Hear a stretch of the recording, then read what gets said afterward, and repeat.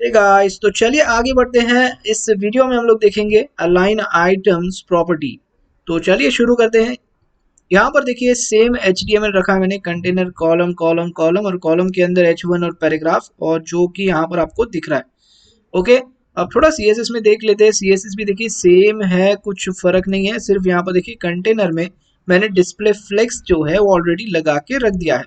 अब आगे बढ़ते हैं। जैसे कि मैंने कहा अलाइन आइटम्स हम लोग देखेंगे, तो इसीलिए मैं यहाँ पर लिख रहा हूँ अलाइन आइटम्स, और इसमें कुछ वैल्यूज है जैसे flex start, end, stretch, centre और बेस लाइन। ओके, तो मैं ये शुरू करने से पहले ना एक चीज आपको बताना चाहता हूँ। यहाँ पर देखिए अलाइन आइटम्स क्या है। अलाइन आइटम्स मतलब आपको अगर वर्टिकली कुछ सेंटर करना है, मतलब वर्टिकली अलाइनमेंट करनी है, तो आप अलाइन आइटम्स यहाँ पर यूज कर सकते हो। और लास्ट वीडियो में जो हम लोगों ने सीखा जस्टिफाई कंटेंट प्रॉपर्टी, तो वो जो है ना आपको हॉरिजॉन्टली अलाइनमेंट के लिए काम आती है। तो ये पहली चीज समझ लीजिए, ठीक है, इतना समझ में आ गया आपको। तो यहाँ पर अभी देखिए अलाइन आइटम्स के लिए मुझे यहाँ पर सबसे पहले एक हाइट लगानी होगी, जो मैं लगाता हूँ। चलो मान लो 100 VH यानी व्यू पोर्ट हाइट। अब ये लगाने से देखिए आपके जो कॉलम्स है ना ये स्ट्रेच हो जाते हैं। एक्चुअली ये पहले से ही स्ट्रेच थे, ठीक है, ये आपको पता नहीं था क्योंकि यहाँ पर देखिए हम लोगों ने हाइट नहीं लगाई थी, इस वजह से हमें पता नहीं चलता है कि ऑटो स्ट्रेच है। अगर आपने यहाँ पर मान लो कोई कंटेंट ज़्यादा डाल दिया, ओके, मैं इसको कॉपी पेस्ट करता हूँ थोड़ा 2-3 बार, तो यहाँ पर देखिए ये ऑटो स्ट्रेच सभी के बैकग्राउंड जो है ना एक ही लाइन में दिखाई देते हैं। इसी का मतलब ये ऑटो स्ट्रेच हो जाते हैं बाय डिफॉल्ट। इतना समझ में आ गया। अब ऑटो स्ट्रेच मतलब ही यहाँ पर कौन सी प्रॉपर्टी अप्लाई होती है, यहाँ पर प्रॉपर्टी अप्लाई होती है अलाइन आइटम स्ट्रेच। तो ये पहली चीज समझ लो, ठीक है। अब वो देखने के लिए मैं पहले तो इसको हाइट लगा देता हूँ, तभी आपको देखिए यहाँ पर समझ में आ जाएगा। और इसको जो लग रही है वो मैं यहाँ पर लिख रहा हूँ, देखिए ऑटो, सॉरी ऑटो नहीं, अलाइन आइटम स्ट्रेच। तो ये जो है ना ये अलाइन आइटम स्ट्रेच है, तो ये बाय डिफॉल्ट लगती है जब आप फ्लेक्स लगाते हो। इतना क्लियर हो गया।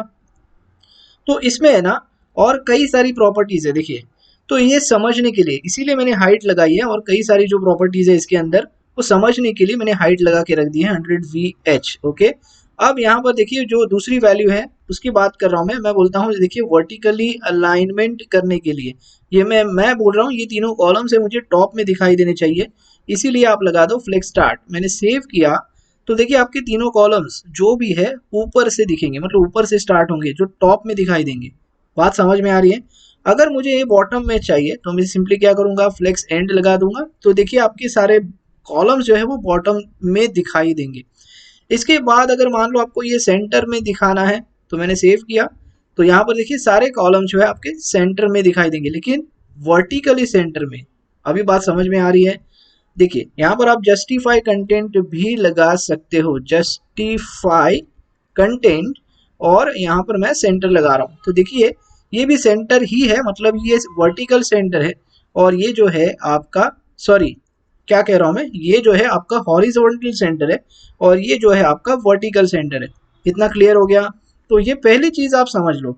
अगर मैं इसको देखिए फ्लेक्स स्टार्ट लगा दूं, मान लो मैंने इसको फ्लेक्स स्टार्ट लगा दिया, तो यहाँ पर देखिए कुछ इफेक्ट नहीं पड़ेगा क्योंकि यहाँ पर इसकी विड्थ नहीं है। तो मैं बोलता हूँ चलो इसको विड्थ लगा दो 20%। मैंने सेव किया, तो अब देखिए ये जो है ना लेफ्ट में दिखाई दे रहे हैं, मतलब लेफ्ट से शुरू हो रहा है। क्यों? क्योंकि आपने यहाँ पर बोला है जस्टिफाई कंटेंट फ्लेक्स स्टार्ट, तो लेफ्ट से ही शुरू होगा। अगर आपने बोला होता इसको एंड, तो ये क्या करेगा, राइट से शुरू होगा। तो एक चीज ध्यान में रखो, यहाँ पर ये है हॉरिजॉन्टली काम कर रहा है, और ये जो है अलाइन आइटम सेंटर ये वर्टिकली काम कर रहा है। देखिए इसमें अगर आप फ्लेक्स वगैरह लगाते हो, मान लो मैंने इसको फ्लेक्स स्टार्ट लगा दिया, तो ये टॉप में चला जाएगा, मतलब ये वर्टिकली काम कर रहा है। ओके गाइस, तो आई होप अभी आपको समझ में आ रही है चीजें कि अलाइन आइटम्स और जस्टिफाई कंटेंट देखिए कैसे चीजें हम लोग यूज कर सकते हैं हमारे प्रोजेक्ट में। ओके, तो अभी फिलहाल इसको थोड़ा बंद कर देते हैं जस्टिफाई कंटेंट को, और अलाइन आइटम्स के साथ चलते हैं। तो यहाँ पर देखिए 3 वैल्यूज है। पहले तो फिर से मैं बता रहा हूँ, यहाँ पर फ्लेक्स स्टार्ट है, ये आपका ऊपर जाएगा, ये इसके बाद फ्लेक्स एंड है, ये नीचे आएगा वर्टिकली, और इसके बाद ये सेंटर है, ये आपका सेंटर में रहेगा। ओके, और एक जो मैंने बताया था ऑलरेडी स्ट्रेच, तो ये आपका स्ट्रेच होगा। ठीक है, तो ये तो स्ट्रेच तो बाय डिफॉल्ट ही होता है, अगर आप नहीं लिखोगे तो भी ये ऐसा ही दिखेगा। अब इसके आगे ना और एक वैल्यू है, उसको कहते हैं बेस लाइन। ठीक है, अब बेस लाइन क्या होता है वो थोड़ा सा समझना पड़ेगा आपको। देखिए तो मैं इसकी विड्थ अभी निकाल देता हूँ, हमारा ये काम हो चुका है राइट। तो बेस लाइन पहले समझिए। देखिए बेस लाइन का मतलब है किसी भी टेक्स्ट, देखिए हेडिंग हेडिंग 1 है, हेडिंग 2 है, हेडिंग 3 है। अब एक काम करता हूँ, मैं इसको प्रिंट स्क्रीन करके आपको फोटोशॉप में समझाता हूँ कि बेस लाइन का मतलब पहले क्या होता है। ओके तो इसको मैं न्यू फाइल लेता हूँ, यहाँ पर पेस्ट कर देता हूँ और थोड़ा सा यहाँ पर देखिए इसको एक्चुअल पिक्सल रख देंगे और ये जो रूलर है ना इसको मैं नीचे लेके आता हूँ। ठीक है, अब जैसा मैंने रखा है ना, देखिए यहाँ पर मैं क्या बोल रहा हूँ वो पहले समझ लीजिए। हेडिंग जो है एच ई, जो लेटर्स है ना HEADING, जो नीचे खत्म हो रहे हैं ना यहाँ पर HEADIN जो खत्म हो रहा है नीचे, जो ये लेटर्स जिस पे बैठ रहे हैं उसी को कहा जाता है बेस लाइन। बात समझ में आ रही है? तो पहले ये समझ लो बेस लाइन मतलब क्या होता है। तो ये जो लाइन दिख रही है ना ये इसकी बेस लाइन है। किसकी बेस लाइन? हेडिंग की। इतना क्लियर हो गया? अब देखिए बेस लाइन क्या करता है, हमारी जो इसमें प्रॉपर्टी है वो। ठीक है, तो मैंने यहाँ पर बेस लाइन लगा दी है। तो ये समझने के लिए मैं क्या करता हूँ, देखिए अभी देखिए आपके बॉक्सेस सब कुछ बराबर दिख रहे हैं, बराबर ये बेस लाइन का ही काम कर रहा है। तो ये बेस लाइन के हिसाब से आपको दिखाई दे रहे हैं, बराबर है। तो अगर मैं मान लो इसका फॉन्ट साइज थोड़ा सा बढ़ा देता हूँ, इसका और थोड़ा बढ़ाता हूँ, इसका और ज़्यादा बढ़ाता हूँ, ठीक है ऐसा हम लोग करेंगे। तो इसके लिए मैं देखिए कंटेनर के लिए मैं लिखता हूँ NTH चाइल्ड लगाते हैं इस बार। देखिए NTH चाइल्ड तो आपको ऑलरेडी पता है क्या है, अगर नहीं पता है तो मेरे पिछले ट्यूटोरियल्स देख लीजिए CSS के, आपको समझ में आ जाएगा।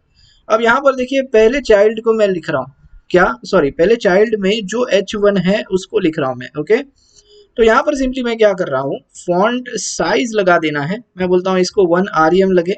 सेव करते हैं और सेव करने के बाद यहाँ पर देखिए अप्लाई नहीं हो रहा है बिकॉज ये स्पेस मैंने गलती से डाल दिया। सेव किया। अब देखिए पहले कॉलम का पहला वाला जो H1 है, मतलब पहले कॉलम में जो H1 है उसको अप्लाई हो गया।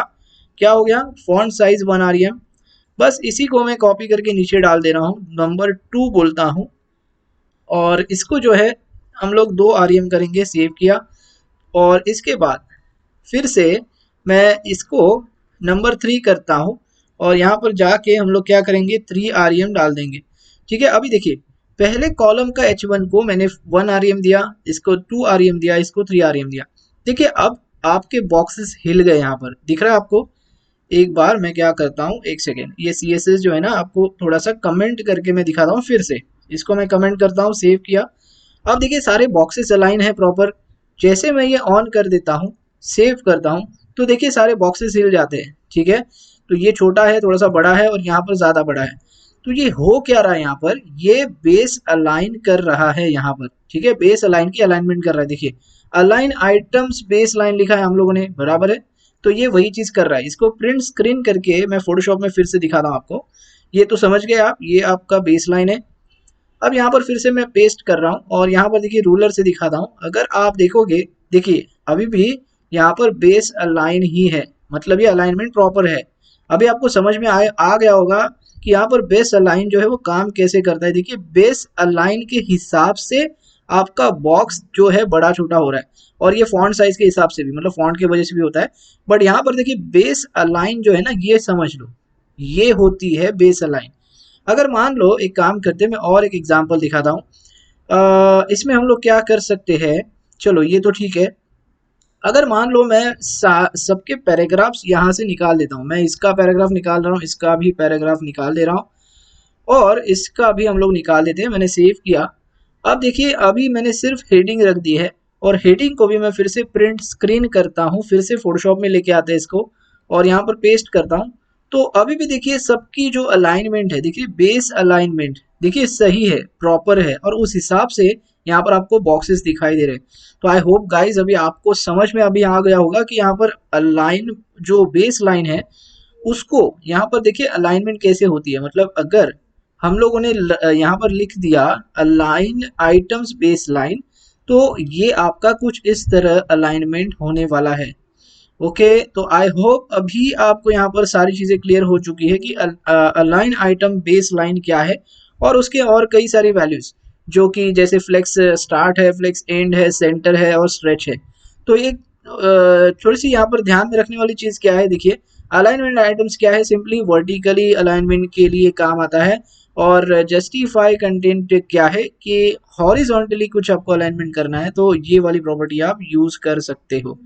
ओके गाइस, तो आई होप अभी आपको सारी चीज़ें क्लियर हो चुकी है यहाँ पर, और अलाइन आइटम्स क्या है और जस्टिफाई कंटेंट क्या है ये आपको समझ में यहाँ पर आ चुका है। तो बस इस वीडियो में इतना ही, मिलते हैं अगले वीडियो में। Thanks for watching.